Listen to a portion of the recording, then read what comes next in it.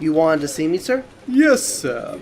I'm afraid there is a problem with your current content. Is it the rebrand? No, the issue is the topics you choose. The SpongeBob DS trilogy everyone forgot? Vintage SpongeBob merchandise? Noticing a problem? Both are SpongeBob videos? No! Both talk about old stuff. Do you think your current audience cares about anything old? I mean, nostalgia is very huge nowadays. No! People want hip, fresh, stuff that'll make them go, hot diggity. This Sab Nino video is totes yeet, yo. No one says that unironically. Long story short, Mr. Sab Nino, we need to talk about more modern stuff for the cool kids. Yes, sir. I have a Cosmic Shake video recorded, so I can just do that. Perfect. Now get to it. Hello, random person. Korean sex? Do we even? Final answer. Hello random person, Sab Nino here. Although I'm rebranding to branch out again, that doesn't mean I'm giving up SpongeBob for good. I love the show and have many things to say about it. Plus, since it's ongoing, there's plenty of stuff to talk about, including the recent game, SpongeBob SquarePants The Cosmic Shake. I made a few videos analyzing the trailers, but I never made a follow-up since then. I've done a few live streams with Scuff and Tracy, but that's about it. So let's fix that with an entire review, shall we? Since I know a few people who haven't played the game, I'll be including a spoiler section of the video, so you'll know exactly when to skip. The first thing I want to bring up about this game is that it's a spiritual successor to Battle for Bikini Bottom Rehydrated, which means since both of them were made by Purple Lamp and THQ Nordic, the story runs at a similar structure to BFBB. Simple, digestible, but personally, I think the story is much more complex. SpongeBob and Patrick go to Glove World and run into my wife, Madam Cassandra, who gives the two of them wish-granting bubble soak. However, SpongeBob and Patrick overdo it by granting wishes to everyone in Bikini Bottom, which causes SpongeBob SquarePants the Cosmic Shake. So SpongeBob and Balloon Patrick must collect cosmic jelly to help with Cassandra's evil plan, to save Bikini Bottom, and rescue their friends along the way. The story is more complicated than Battle, but it's still simple enough to leave room for comedy. Plus, the writing is pretty well handled. I like how they take cues from the first 3 seasons for the comedy, but isn't afraid to include modern elements such as Spot and Old Man Jenkins. There's even elements brought back from Battle, like the Tikis and Prawn. It feels like one big love letter to the show, new and old. There's even dialogue given the background characters when you walk past them, which is a fun way to include interactivity. Alright, back it up. Nothing to see here except a giant traffic jam. I appreciate the fact that Cassandra isn't a twist villain. At first this disappointed me a little, but as time went on, I madly respected this decision, especially due to how common twist villains are these days. Another thing I like is that SpongeBob is aware that there may be alternate versions of his friends in alternate timelines. So there's no, "Squidward, don't you remember me? I'm SpongeBob!" Take note, Sonic Prime. But story in a SpongeBob game isn't as important as the gameplay. So let's dive into that. Unlike Battle, you can only play as the main man himself, SpongeBob, but he still has a lot of his old tricks. Double jump, ground slam, swing attack. There's no air attack, which can get some getting used to, but a lot of the new moves are still fun. The kick works like a homing attack, and the gliding move can really come in handy. Plus, the reef blower is fun too.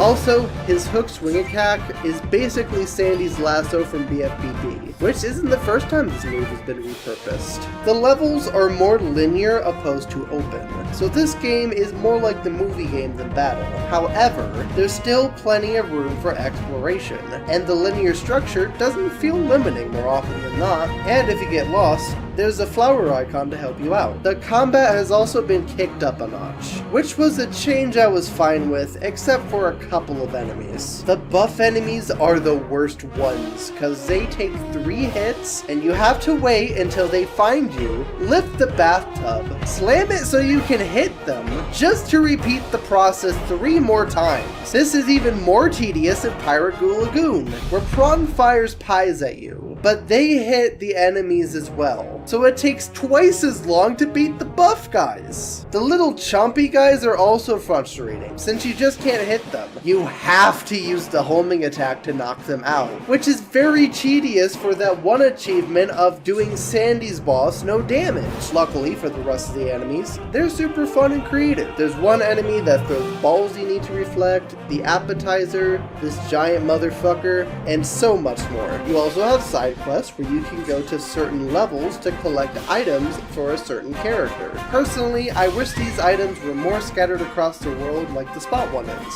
since for each item you can only look for them in one world, which makes it feel way more restricting than it should be. But it's still a fun inclusion to revisit stages, along with coming back once you earned a new ability. You can also collect lost spatulas in stages, but I wish they did more. These are purely for fan service. You can also collect costumes. They don't serve any purpose, but there's tons of fun ones. A lot of them are deep cuts too, like SpongeBob's Last Stand, Born to be Wild, and various stock art attire that only nuts like me can point out. You can buy these with two items, Cosmic Jelly and doubloons. At first I had a problem with this system, since the balloons went up, but the jelly didn't, staying at 500, which leaves you with a ridiculous amount of jelly that you can't pay for elsewhere. But luckily this was fixed in later updates. So overall, the gameplay is fun, but flawed in a few areas. Now let's talk about the presentation.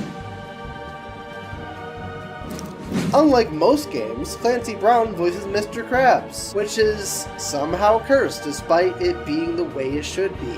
Everyone in the show has reprised their roles, and all of the VA still got it. Sure, SpongeBob is raspier than he used to be. He did have a truck full of nails delivered the other day. He must know a lot about nails. But I'll take a gravelly SpongeBob than a recast. Cause have you heard what the arcade games sound like?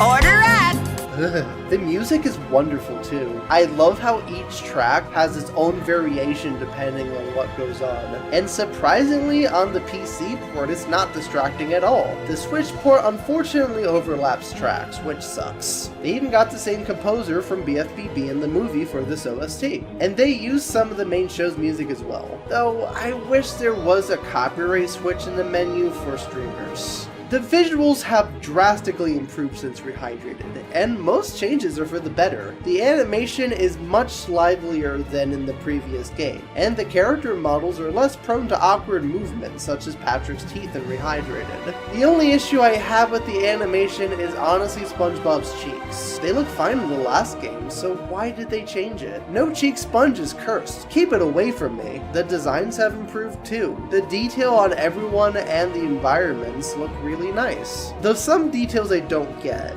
like why was Larry coated green and why is the chum bucket so detailed despite being, well, a bucket? The gross close-ups are super funny too, and a few of them caught me off guard, like the one in downtown Bikini Bottom. Sadly, the game as a whole still has pop-ups, and when far away, the enemies go from 60 FPS to Sponge on the Run frames. Not to diss Sponge on the Run. I love the visuals in that movie. It just doesn't mesh well with this game. So overall, if you ignore the minor gripes, this looks and sounds like SpongeBob. Before we go to spoilers, let's look at the BFF edition of this game. So here's the BFF edition of the Cosmic Shake. As you can see, the BFF edition is very massive.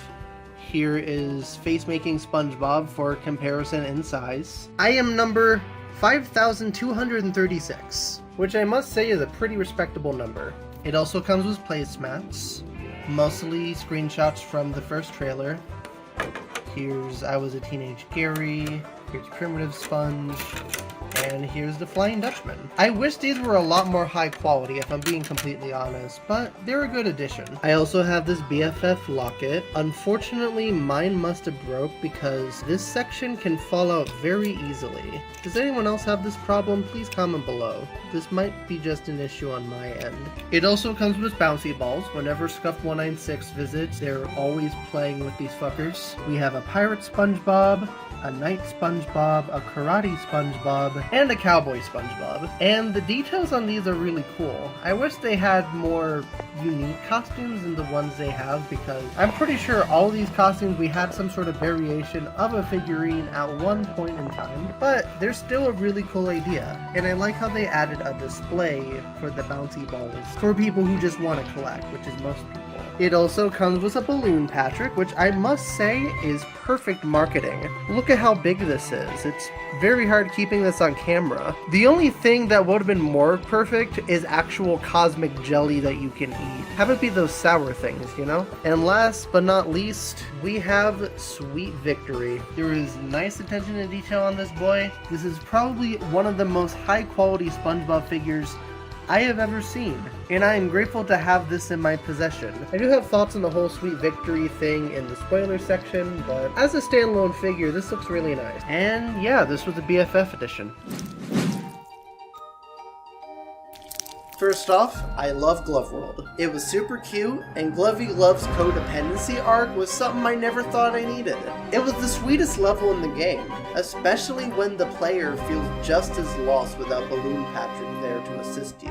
Revisiting it can feel tedious though, since sometimes you're just returning to mini-games for the balloons. Second, I wish bosses were longer, especially the final boss. I appreciate them giving us an alternative to Robot Squidward from Battle, but it's not really rewarding when it's simply 3 strikes and done. There isn't even another phase like Rehydrated's final boss. This might be the easiest boss fight in the franchise. The ending isn't super satisfying either, because all they do is play Sweet Victory over the credits, without any spectacle at all, which sucks due to how much they've overhyped it by making a figure and teaser trailer of it to hype the fucking game! Also, the story was never resolved. Patrick just wishes to relive the adventure all over again, creating a loop, which is a good excuse to replay the bosses, but it isn't a satisfying ending. They should have pulled a movie game where you can replay the bosses whenever already. Overall, I love this game, and even though it's far from perfect, it's still a worthy successor to Rehydrated. I hope this means we'll get more SpongeBob games by the same devs, because with each passing game they make, I see massive progress. Plus, they're super passionate about the show as well, which is really beautiful to me. Since back in my day, we have Super Sponge that drew smut at the characters and hated the show, and now we have people who genuinely care about it. As a fan of the show, I love that fans are more involved in the show itself. What do you guys think of the Cosmic Shake? What other games should I look at in the future? They can be SpongeBob, Nickelodeon, other cartoon stuff. Just comment below. And with all that said, it's all Sab from here.